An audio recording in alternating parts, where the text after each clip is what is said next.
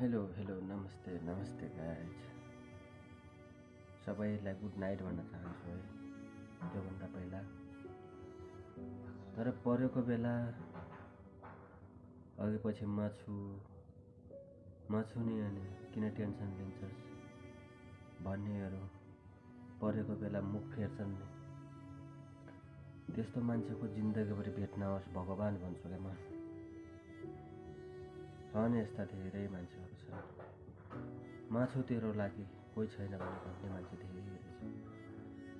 जब पर्छ नि मुख फेरेर